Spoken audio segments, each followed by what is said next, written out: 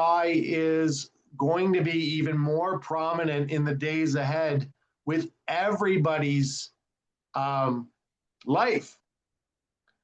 And I wanted to pick a professional's brain about what you think is going on with AI. Olu. Thank you very much, Brandon. Thank you for inviting me on this show. I promise it's going to be an exciting moment. We're going to delve into what's really happening in AI world. It has always been a big trend at the moment. Then we just get to discuss some key points on the disadvantages and advantages. And we need to really talk about the emotional connection that the snail mails provides for us, the black and white, writing, and so many other things. So don't let me just go into all of the details now. Let me just kind of keep it short on the introduction. But if you wanted to start right away, I'm ready to hit the ground running. Okay, so I hear you. I just got introduced to ChatGPT about 6 months ago, and I started really using it for my life about 2 months ago. And I find it is almost, what's the word I'm going to use?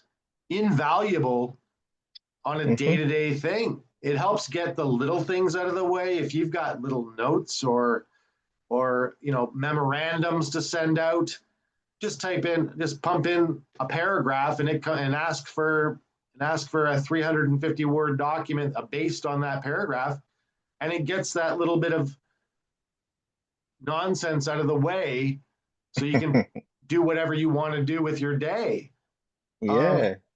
Yeah, and there's so much, and we're just beginning. We aren't even in, when Atari came out, it was the biggest, or Pong, it was the biggest, funnest thing to do with technology.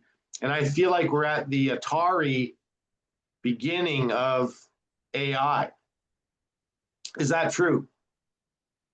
Yeah, that's correct, but there's something we need to put into consideration, and this has to live with us. I would like to just tell our listeners today that AI as an extension of human creativity. So AI is just a partner and not a replacement. A partner is a bit like a companion. Yeah, just like a companion. We shouldn't see AI as a complete replacement. AI doesn't replace the emotional and intellectual connection to creation. That's right. Rather it only augments his. But if we need to start with, let's just reflect a bit on the old versus new methods of creation, right?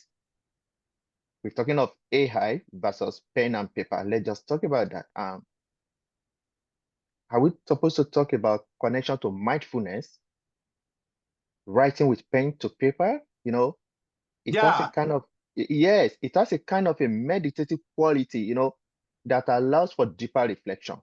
That's how I see it. A deeper reflection, a deeper thought, and emotional expression.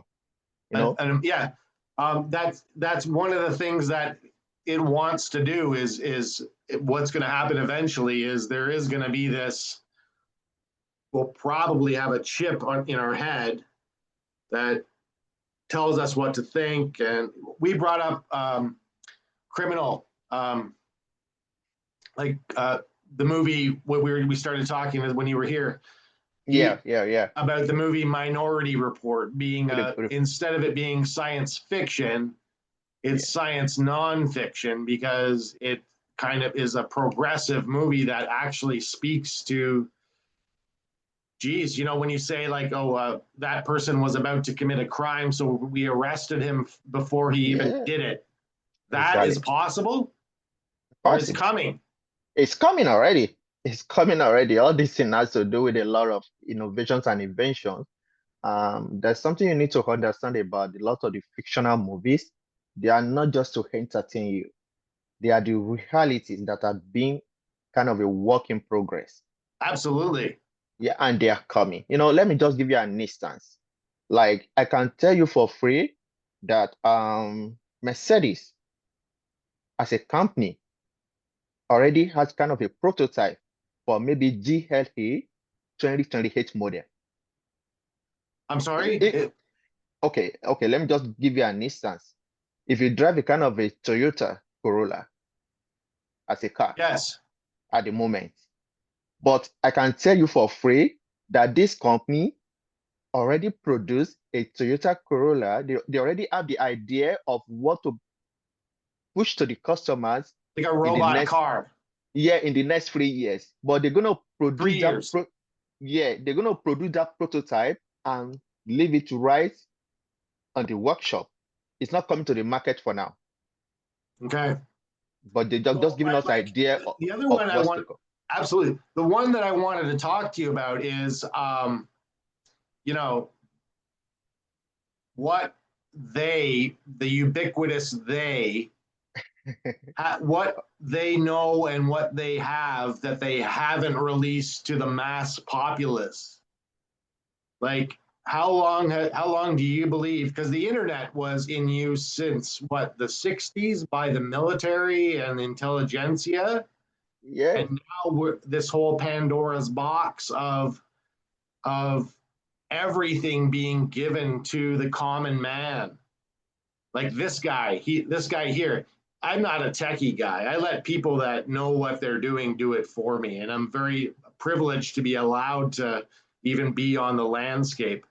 But how long has the ubiquitous the government or whatever, how long have they known about AI and robot cars and things like vertical farming and plans for the future and all this kind of stuff? They must be like 50 years ahead of us, and that's kind of more scary.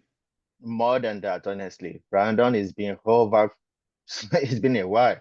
Like I was discussing with you while I was with you some days ago that AI is not new. It's not new. It's not new Absolutely. at all. Like Yes. when I was in the Confirmed. university, yes, when I was in the university, my final year project was on AI, and that was 2006. So that That's was about 20 years ago. that was 20 years ago. And that was Because your I project that and that lasted, was that my took you 4 years to do. exactly that was my personal project because I developed a system, an artificial intelligence and expert system that could actually replace a medical personnel 20 years ago. Yes. And I have the system with me. Wow. Um, yeah, I have it with me. It's in my cloud account. I just stopped improving on it because a lot of things is going to be at stake at the end of the day. But it works perfectly since 20 years ago. So nobody should tell us that, hey, I just started yesterday. It's been in existence.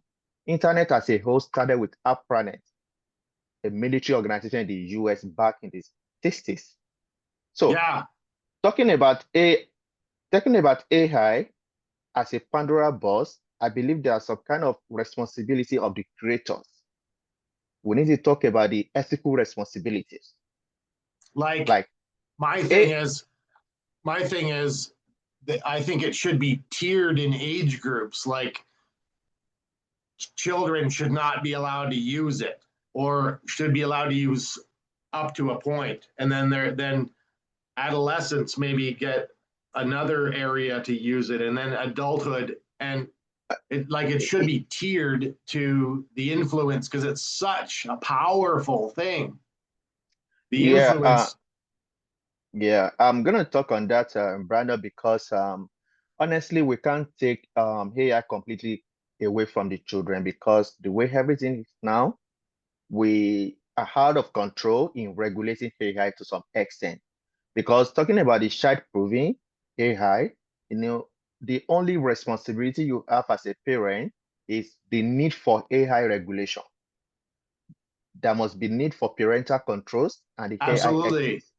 Yes. Yes. So Desperately because need that. because there's a growing need for child-proven AI system. I just need to tell you, just like we have parental controls for content, there should be strict guidelines around the ethical use of AI for children and young adults. You know, the features like content filtering, emotional safety protocols, talking about the AI-based education tool that focus on, kind of a well-being will help reduce a lot of risk. So we need to put a lot of parental controls on all the devices we give to our young adults and the children. And this is not going to stop there. We need to talk about, kind of supporting healthy development. Well, that's right. If they wanted to get it, it's like, when you're in your early teens and you take from your parents' liquor cabinet. Yeah, It's kind of the same thing. If they really want to get onto AI, they'll find a way. But it should be, but the regulations should be in place, or the at least should be, uh, they're just like you say, this is a restricted movie. This area of AI is restricted.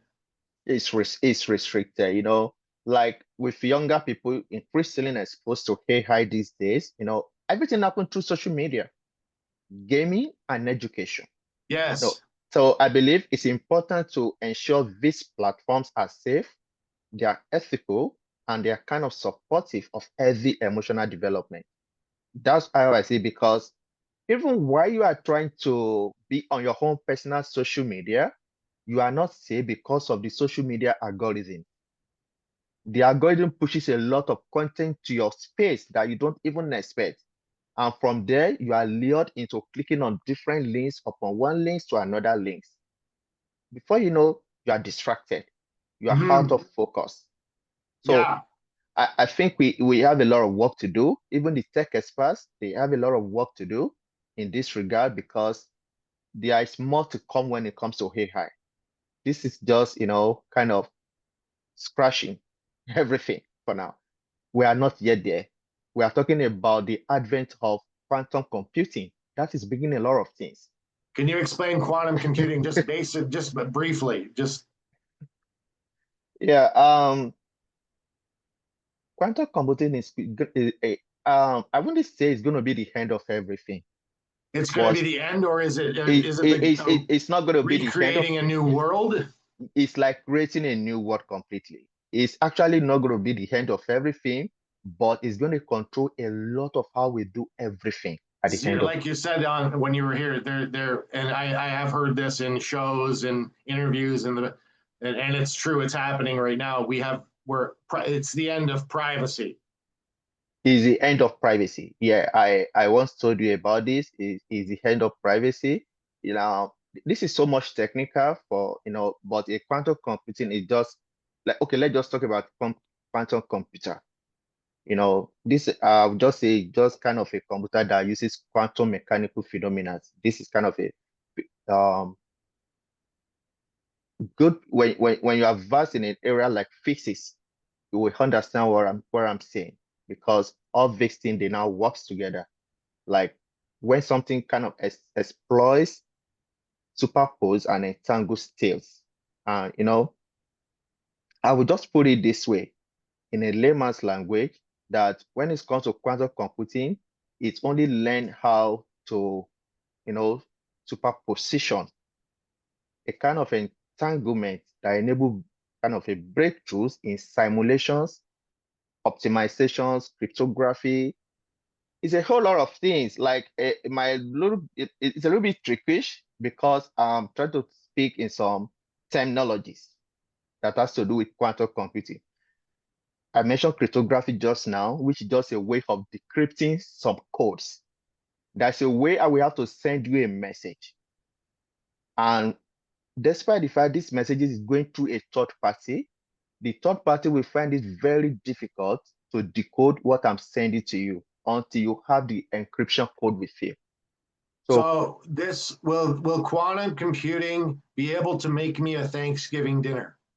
yes, yes. Okay, good. Like, because my mom died and she made the best turkey dinners in the world. So I'm gonna get a replicator for a Star Trek replicator and a robot to cook me and my family Thanksgiving dinner. Event in 10 years. In 10 years. Yeah. No, we, I'll we just have to like go do a put lot. a program into the stove, and it with plasma packages an antimatter, dark matter into my stove, and out pops this perfectly cooked turkey. Wow. Well, when it comes to robot, we already have robot do a lot of things when it comes to, cooking now, arranging menu, trying to be a chef. Already have the Yeah, robots working in that direction. Everything is just on at the moment. Like we actually don't know what we are into. that's right. We haven't Yes. we haven't even, I know, We don't it's we don't unbelievable. it's unbelievable. We don't even have an idea of what is coming. Like I told you recently, IBM is developing a lot of things at the moment.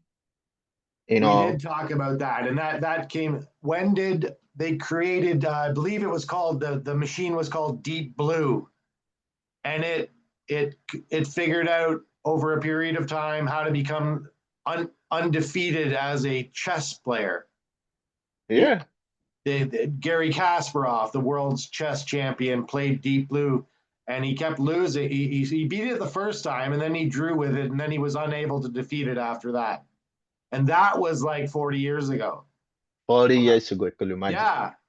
So, like, what do we do? I guess, we'll probably just end up sitting on the beach with a rum and coke talking about technology, and be completely unplugged, and just be, yeah, have enough money, and be able to pay for our meals, and a tiki hut somewhere in the Caribbean, and and let the machines do whatever it is they do. Whatever it is, honestly, we actually need to find a balance. A balance. Yeah, we need to find a balance either way. We can't allow AI to take over everything. No, but No, it we is can't allow. possible that this could happen. Yes, yes, it's possible. Like I mentioned earlier, technology is not supposed to be a This is not replacement. a real beer, by the way. Sorry for interrupting. This is not a real beer. I call them driving beers. I could go out and drive with these. Dra- yes, Zero alcohol. Sorry for the interruption. no problem, no problem. So there needs to be a balance, is what you were saying. Yeah, there needs to be a balance. We need to Some find a kind of, balance yeah, some because kind of unplugged. Unplugging ourselves every once in a while, and being real. exactly we just have to be real. It is not a battle of AI versus maybe traditional way of doing things. It's It's not a battle. it, I love hearing it, that. yes, it's about finding the right balance. Like I said, AI should not be seen as a tool for efficiency, accessibility, and support. Yes.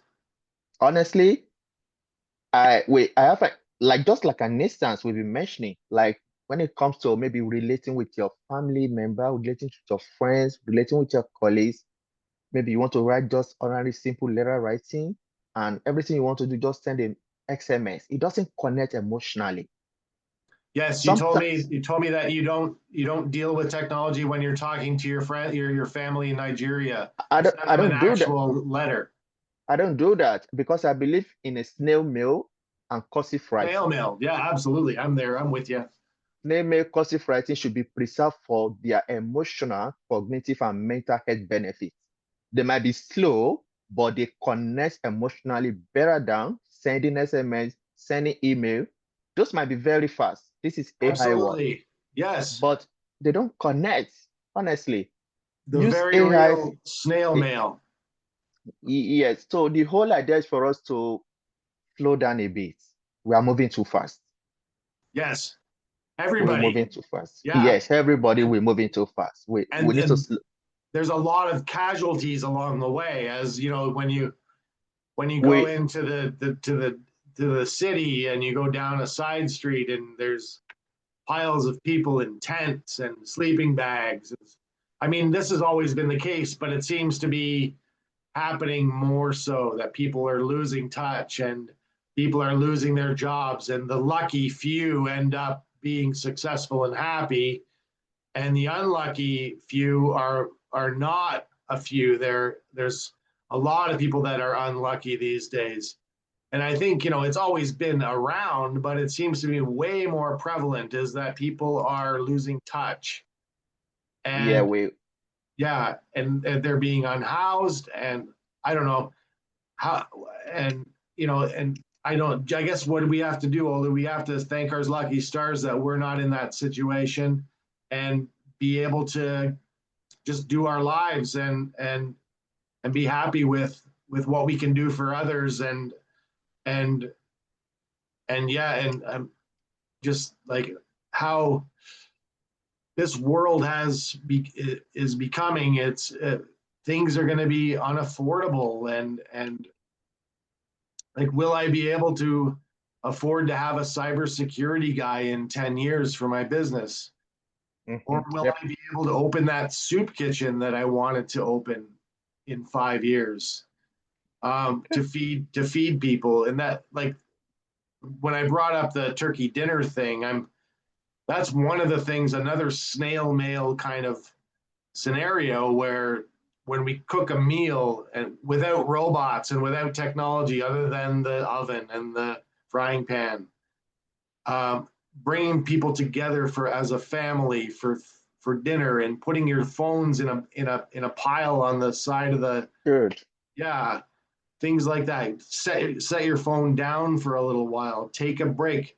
Once Take again, a breath. we're moving too fast, We're and moving too fast here. and it's going to steamroll. It's going to create a snowball, and Yeah, there's that's plenty of that's right. things to worry about. But I guess, yeah, you're right. I want to use that one, is that slow down. Stop this train. We want to get off. Yeah, we just have to slow down a bit because I've been thinking about this for a while. That's what's actually happening. Like you mentioned in your email, we have to talk about the utopian possibilities and dystopian. See, Yes, I that- did bring that up. We're on the cusp of either utopia or dystopia. definitely. So it just kind of on the utopian aspect, I can see a future of AI where we just see it as a tool for good. Definitely AI could actually transform mental health care, even healthcare in general, education, work-life balance. AI has all the right, is designed, the model is designed to work in those directions, improving work-life balance. And at the same time, we can't write AI off completely because imagine AI-driven system that offer the kind of a tailored support to individuals struggling with mental health, making therapy and counseling more accessible and personalized. Absolutely. Yeah, so these are the area I think, no, we can't do away with AI. And at the same I like how time, you said work-life balance. work-life balance. I still believe AI could amplify human potential, help people manage mental health better and improve a kind of a quality of life in ways we can't yet fully imagine. That's AI for you. A lot of things is coming. And Thinking to of quote to quote the late, no, she's not dead. To quote Belinda Carlisle, in this world, we're just beginning to understand the miracle of living. yes, yes, Work-life balance. work-life balance, work-life balance. So, but I still believe on the flip side, AI could create a world where mental health issues are exacerbated and by reducing human interaction.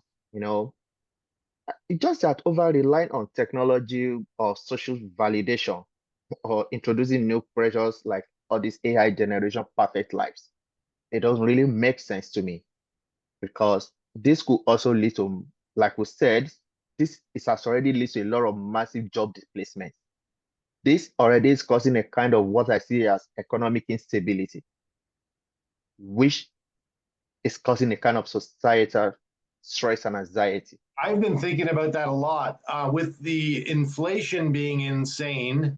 When you go to a grocery store and you notice how much, a box of cereal is, and you wonder if there's going to be this kind of critical mass that people can't afford food anymore.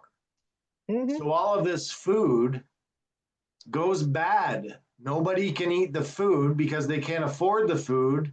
They can. The food that goes in the garbage because it can't be sold because it's too expensive.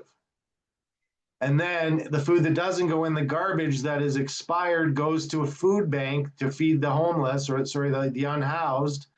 But is there going to be a point?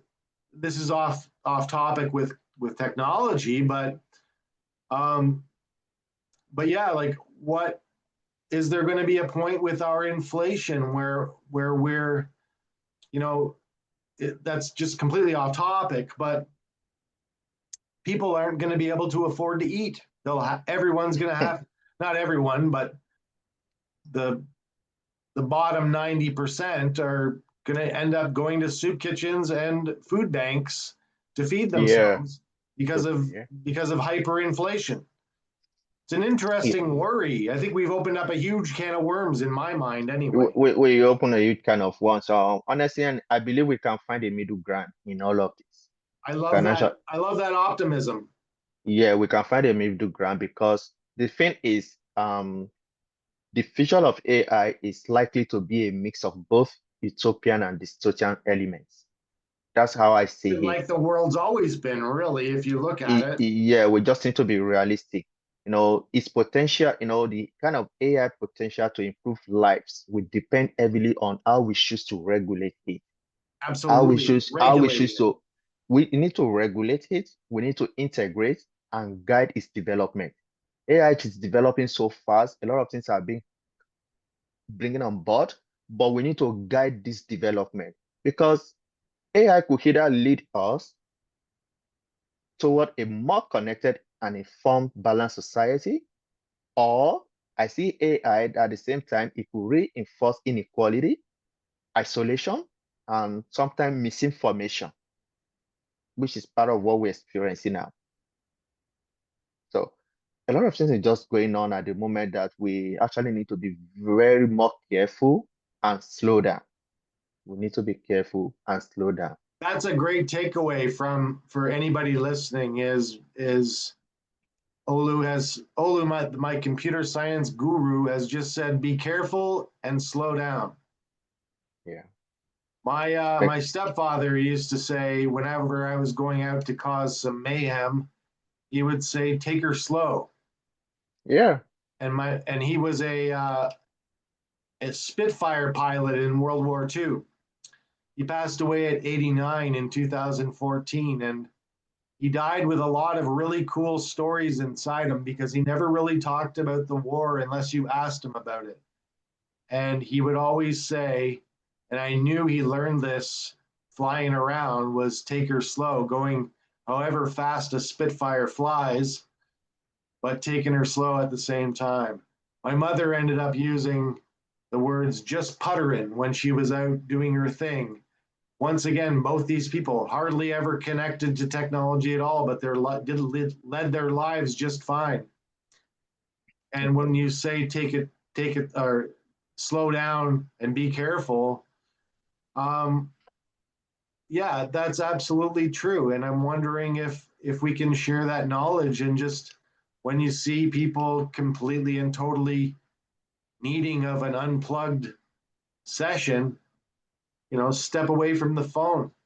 Step away from the phone. Yeah, that's how it should be. Like I've just mentioned, if we're not careful, like AI could actually us down. Lead us down, I mean, lead us down to a different path entirely. That's You know, scary. yeah, it's scary because it's one where human connections are diminished completely. Mental Yeah. health is compromised by pervasive AI systems all over the world.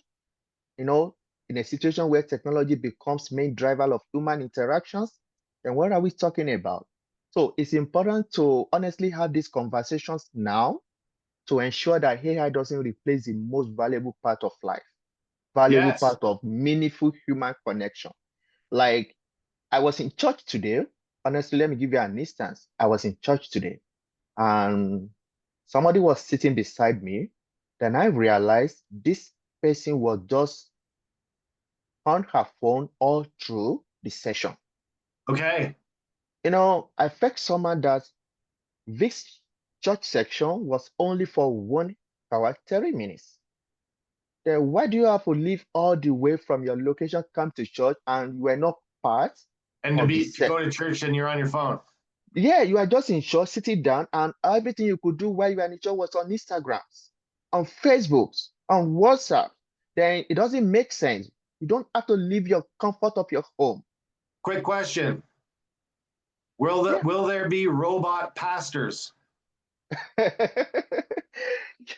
Well, I wouldn't deny that fact. Like, yes, the thing is, messages can be recorded.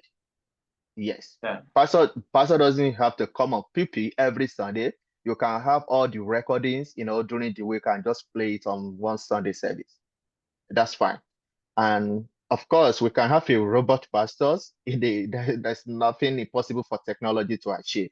Now That's we right. we have we have a robot that goes into the market and gets groceries on your behalf. Yes.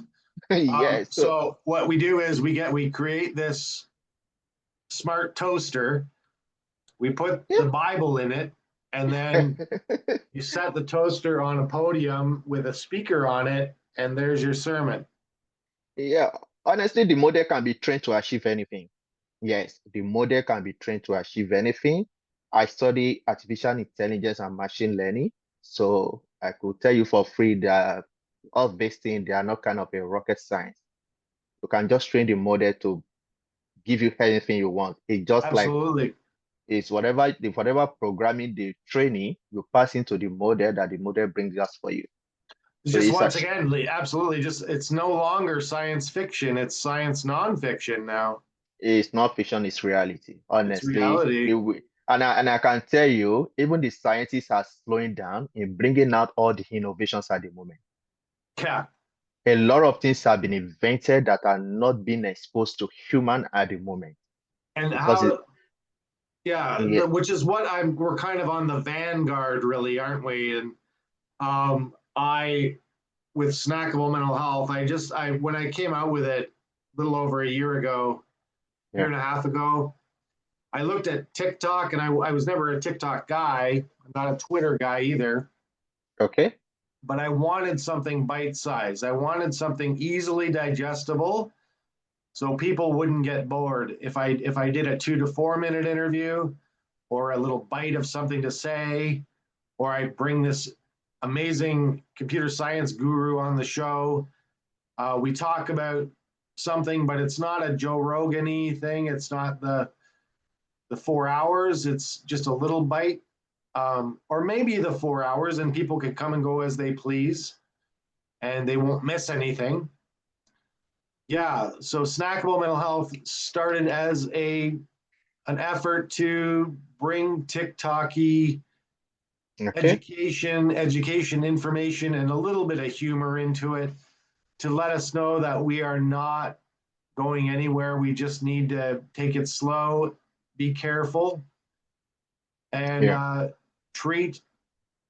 Yeah, absolutely. And I keep bringing up this Pandora's box, but what was left in Pandora's box after everything negative came out of it was hope.